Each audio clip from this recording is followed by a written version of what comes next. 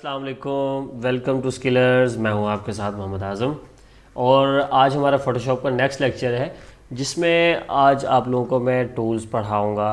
Blur tool, sharper tool और smudge tool. ये छोटे छोटे टूल्स हैं, इनका नॉर्मली वर्क है लेकिन आप लोगों को आने चाहिए, तो इस वजह से मुझे ये टूल्स करवाना ज़रूरी है।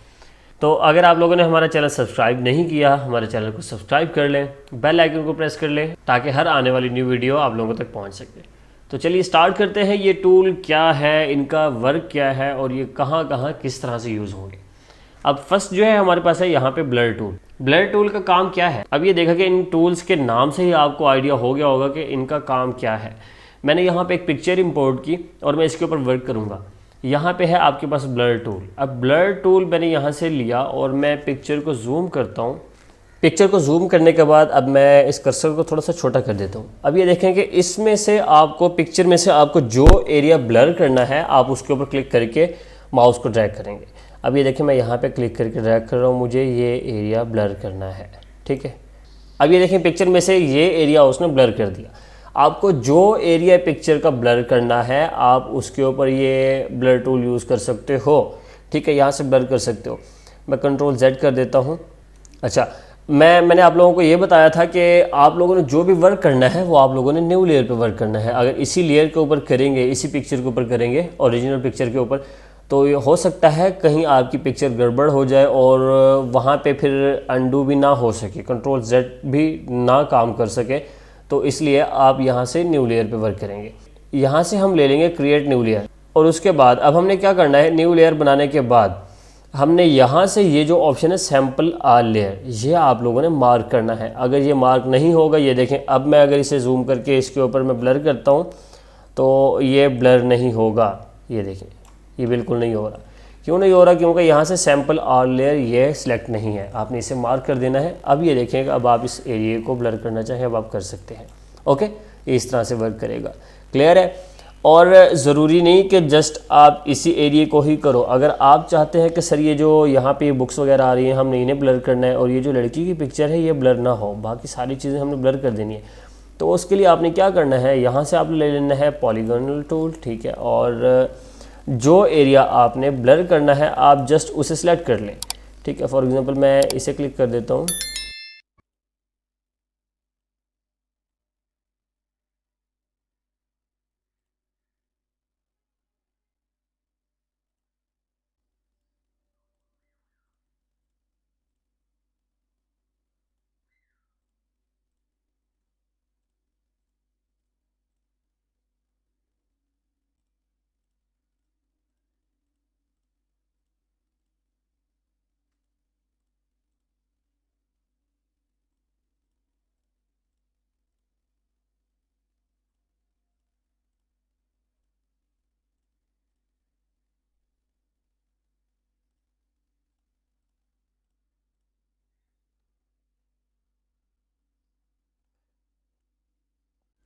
ठीक हो गया, मैंने यहाँ पे क्लिक किया और ये एरिया मैंने सेलेक्ट कर लिया। फॉर एग्जांपल मुझे जस्ट ये एरिया ब्लर करना है, जस्ट मैं अभी रफ़ कर देता हूँ यहाँ से।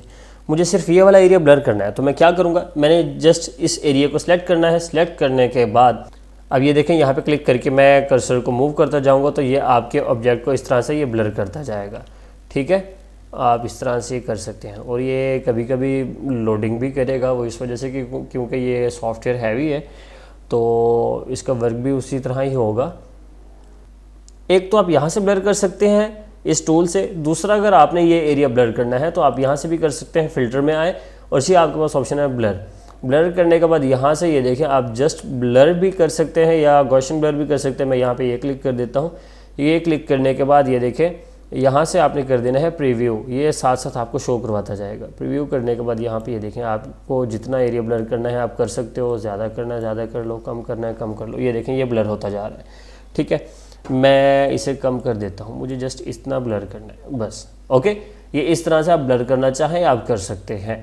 ये आपके पास है ब्लर टूल, आप इसे जहाँ मर्जी जैसे मर्जी यूज़ करना चाहें कर सकते हैं। मोस्टली ये वहाँ पे यूज़ होता है कि अगर कोई भी आपका ऑब्जेक्ट है उसका बैकग्राउंड जो आ रहा होता है उसे आपने ब्लर किस तरह से करना है। तो आप यहाँ से इस तरह से अपना ऑब्जेक्ट को सिलेक्ट करके जो आपने ब्लर करना है इस टूल से भी कर सकते हो और यहाँ से फिल्टर से भी कर सकते हो। ओके, नेक्स्ट आपके पास है यहाँ पे शार्पन टूल। शार्पन टूल क्या चीज़ है, अब ये देखिए कि फॉर एग्जांपल आपकी ये पिक्चर है, यहाँ से नॉर्मल आ रही है, अगर मैं फुल जूम करता हूँ तो ये देखें इसके पिक्सल ड्रॉप हो रहे हैं और ये देखें कुछ इस तरह से आ रही है। अगर आप इसे थोड़ा सा और भी शार्प करना चाहते हैं तो आप क्या करेंगे, अब हमने क्या करना है, आपको इसमें से ये एरिया अगर शार्प करना है तो क्या करोगे, यहाँ से शार्पन टूल ले लोगे। शार्पन टूल लेने के बाद आपने यहाँ से करना है सैम्पल आल लेयर। ये करने के बाद अब ये देखें जो आपको ऑब्जेक्ट शार्प करवाना है आप उसके ऊपर क्लिक करके इसे माउस को मूव करते जाओगे। ठीक है, ये देखें ये आपके ऑब्जेक्ट को ये शार्प करता जाएगा। ये देखें मैंने नॉर्मल सा ये इसके ऊपर मैंने ब्रश किया है शार्प करने के लिए। और याद रहे कि ये शार्पन टूल, ब्लर टूल आप लोगों ने ज़्यादा यूज़ नहीं करने, नॉर्मल यूज़ करने हैं। अगर फॉर एग्जांपल ये देखें बार बार मैं शार्प करूँगा, एक बार मैंने शार्प कर दिया, अगर मैं दोबारा शार्प करता हूँ, ये देखें कर्सर मैं दोबारा यहाँ पे मूव करता जाऊँगा तो आपकी स्किन डैमेज हो सकती है, आपकी पिक्चर ख़राब हो सकती है। फॉर एग्ज़ाम्पल ये देखें मैं यहाँ पे क्लिक करके इसे मूव करता जा रहा हूँ तो ये देखें इस तरह से ज़्यादा शार्प करने से आपका जो ऑब्जेक्ट है, आपकी पिक्चर है, वो गड़बड़ हो सकती है। ठीक है, तो आप लोगों ने इस तरह से शार्प ज़्यादा नहीं करना या ब्लर ज़्यादा नहीं करना, नॉर्मल यूज़ रखना है आपने। ठीक हो गया। अब ये देखें ये स्किन डैमेज होगी, तो आप लोगों ने इस तरह से कभी भी नहीं करना। नॉर्मल अगर आप लोग अपने ऑब्जेक्ट को शार्प करना चाहते हो तो नॉर्मल कर सकते हो। और मैं इसके ऊपर भी क्लिक करके थोड़ा सा इसे भी शार्प कर देता हूँ और थोड़े से बालों को मैं शार्प कर देता हूँ, जस्ट इस एरिया को। ओके, देन मैं यहाँ से इसे भी थोड़ा सा शार्प कर देता हूँ। अब ये देखें यहाँ पे आपके पास स्ट्रेंथ आ रही है 50, आपने जस्ट नॉर्मल रखनी है 50 या 40 तक रखनी है। अगर आप कर दोगे 100 तो ये देखें ये इस तरह से ये गड़बड़ करना शुरू कर देगा। ठीक है, ये देखें ये ज़्यादा शार्प कर रहा है तो ये पिक्सेलेट हो रहा है आपका डाटा ना सारा। तो आप लोगों ने इस तरह से नहीं करना, स्ट्रेंथ आपने नॉर्मल रखनी है, 40 रख लें या 50 रख लें, आपकी मज़ीद इतना यूज़ करना चाहें आप कर सकते हैं। ओके, तो ये आपके पास है शार्पन टूल। और ज़रूरी नहीं कि शार्प आप जस्ट यहाँ से करो, आप ये अपना ऑब्जेक्ट सेलेक्ट करके आप यहाँ से भी शार्प कर सकते हैं फ़िल्टर से। अब फॉर एग्ज़ाम्पल मैं ओवरऑल सारी पिक्चर को मैं शार्प करता हूँ तो मैं क्या करूँगा, इस पिक्चर को सिलेक्ट कर देता हूँ। सिलेक्ट करने के बाद मैं यहाँ पे फ़िल्टर में जाऊँगा, फ़िल्टर में जाने के बाद यहाँ से शार्पन पे क्लिक करूँगा और ये देखें जस्ट शार्पन भी कर सकते हो, शार्पन एजेस भी कर सकते हो और स्मार्ट शार्पन भी कर सकते हो। मैं स्मार्ट शार्पन कर देता हूँ, यहाँ से मैं इसे कर देता हूँ प्रीव्यू। प्रीव्यू करने के बाद ये देखें आपको कितनी अमाउंट चाहिए इसकी शार्पन की। अगर आप ज़्यादा करते हो तो कुछ इस तरह से आ जाएगी। ठीक है, और रेडियस आपने नॉर्मल रखना है, बढ़ाना नहीं है। ये देखिए यहाँ पे इस तरह से आपको शो करवाता जा रहा है।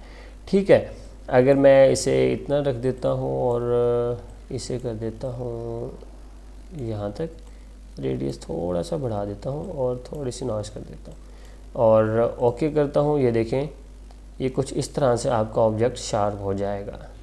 ये देखें ये आपका ऑब्जेक्ट शार्प हो गया, नॉर्मल शार्प हुआ। अगर आप लोगों ने ज़्यादा करना है, अगर गड़बड़ करनी है तो फिर आप ज़्यादा कर सकते हो, वैसे ज़्यादा करने की ज़रूरत नहीं है। अगर ये देखें मैं आप लोगों को ज़्यादा करके दिखा देता हूँ ये किस तरह से हो जाएगा। ठीक है, मैं इसे थोड़ा सा ये कर देता हूँ। ये देखें जी ये अगेन शार्प हो गया। और अगर मैं पिक्चर को जूम करके देखूँ, ये देखें पिक्चर हमारी गड़बड़ हो गई। तो इस तरह से आप लोगों ने अपने ऑब्जेक्ट को ज़्यादा शार्प नहीं करना। क्लियर है?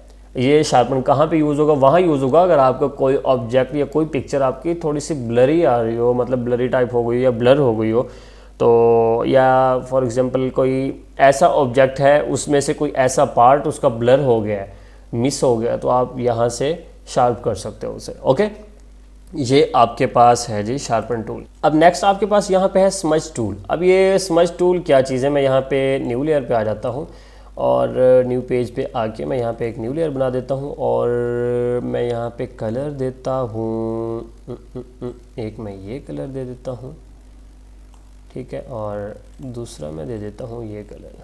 अब ये देखें स्मज टूल लेके मैंने क्या करना है, स्मज टूल का काम क्या है। स्मज टूल मैंने लिया और यहाँ पे मैं क्लिक करके मैं इसे कुछ इस तरह से करता हूँ। ये देखें ये कलर्स को आपस में मिक्सअप कर देगा, इनकी लाइनिंग वगैरह जो है ना ये ख़त्म कर देगा। ठीक है, अब ये नॉर्मल कर रहा है, वो क्यों कर रहा है, क्योंकि यहाँ से जो स्ट्रेंथ है वो मैंने 10% पे रखी हुई है। अगर ये देखें मैं ऐसे कर देता हूँ 68, तो ये देखो ये कुछ इस तरह से वर्क करेगा, ये आपस में दोनों कलर्स को मिक्स करना स्टार्ट कर देगा, ठीक है। लेकिन आप लोगों ने स्ट्रेंथ इसमें नॉर्मल रखनी है, ज़्यादा नहीं रखनी, और ये भी आपने सैम्पल ऑन लेयर करके आपने अलग लेयर पे काम करना है, ठीक है। अब इसे आप यूज़ कहाँ पे करोगे, आप किसी भी पिक्चर में किसी भी ऑब्जेक्ट में कर सकते हो, नॉर्मल यूज़ है इसका। अगर ये देखें मैं स्ट्रेंथ यहाँ से कम कर देता हूँ, तो अब मैं करता हूँ इसे, ये तो नॉर्मल मिक्सिंग करेगा, ठीक है, ज़्यादा नहीं करेगा। ये देखें बिल्कुल स्मूथ कर रहा है यहाँ पे, ओके। अब मैंने इसे पिक्चर में यूज़ किस तरह से करना है, फॉर एग्ज़ाम्पल मैं यहाँ पे आ जाता हूँ और अब ये देखें इसकी ये जो लाइनिंग आ रही है, मैंने इसे मिक्स करना है, तो मैं क्या करूँगा, मैं यहाँ से ले लेता हूँ न्यू लेयर पे मैं वर्क करूँगा। न्यू लेयर मैंने सेलेक्ट की और स्मज टूल ले लेता हूँ और स्ट्रेंथ जो इसकी रखता हूँ 10 या 20 तक कर देता हूँ और इस कर्सर को थोड़ा सा छोटा कर दूँगा। और मैं क्या करूँगा, इस लाइनिंग को आपस में मैं इस तरह से ये कर दूँगा,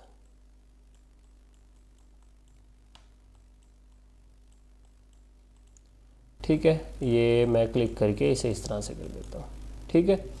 अब ये देखें इसमें जो इसके रिंकल्स टाइप थे और ये चीज़ ख़त्म हो गई, ठीक है। अब ये देखें यहाँ पे देखें क्लियर है और यहाँ पे थोड़ी सी आ रही है, तो मैं क्या करूँगा, यहाँ पे इसे क्लिक करके इस तरह से ये मिक्स कर देता हूँ। अब ये देखें आपने यहाँ से जो स्ट्रेंथ रखनी है ना वो कम रखनी है, ज़्यादा नहीं करनी। अगर ये देखें मैं स्ट्रेंथ इसकी ज़्यादा कर देता हूँ, फॉर एग्ज़ाम्पल मैं इसे कर देता हूँ स्ट्रेंथ इनकी 50 या 60 कर देता हूँ, ये देखें तो ये इस तरह से ये देखें ये गड़बड़ कर रहा है।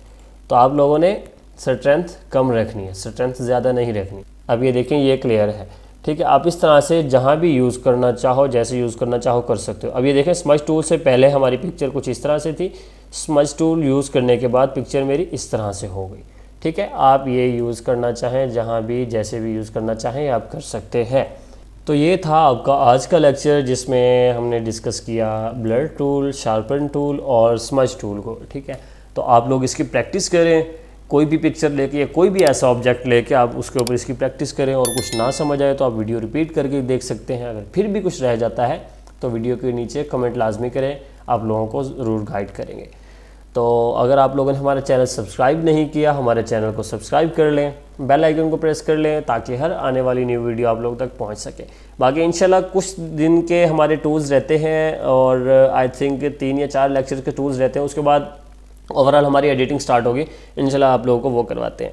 बाकी इंशाल्लाह मिलते हैं नेक्स्ट वीडियो में, तब तक के लिए अल्लाह हाफिज़।